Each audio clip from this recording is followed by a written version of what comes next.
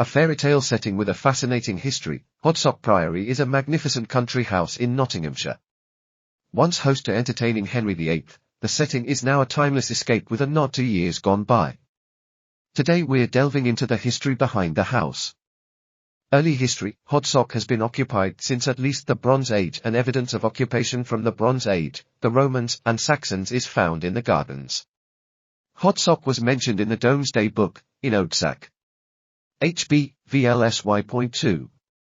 Cartray at GLD, in Hodsock Wolfsey had 2 carucates of land taxable. A carucate was 120 acres, 0.49 square kilometers, of land. The Cressy family, who owned Hodsock from the mid-12th century for more than 200 years, were powerful enough to entertain kings of England, Henry II.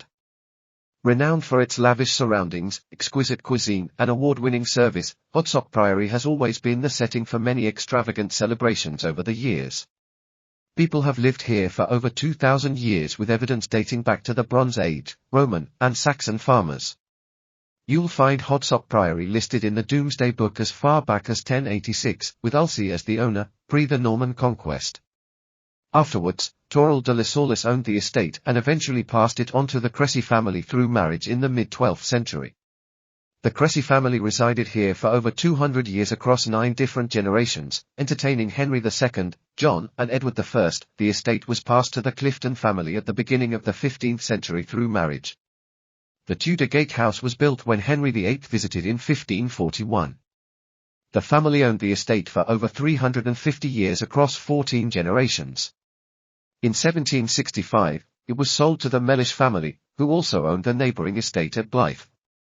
The Mellishs lived in Blyth Hall until 1806, when Colonel Henry Francis Mellish sold it to Joshua Walker and land to the Foljams at Osberton. This was to pay off his massive gambling debts that had occurred over the years. In 1829 and 1874, the house was in fact rebuilt twice and the name Hodsock Priory was born.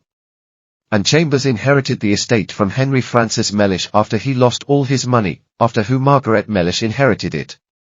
If you're wondering how Henry Francis Mellish lost all his money, take a peek at the snippet below. Colonel Henry Francis Mellish is Hodsock's most notorious ancestor. His full-length portrait hangs on the stairs in the priory. He gambled the equivalent of tens of millions of pounds in the early 1800s and had to sell his inheritance to pay his gambling debt. In the set of The Prince Regent, he owned racehorses and won the Street Ledger at Doncaster 2 years running.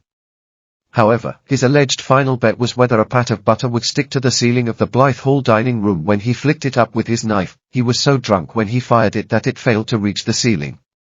He then had to organize a sale of the house, land and contents to pay off his debts and go to live a quiet life down the road with his sensible sister, here at Hodsock.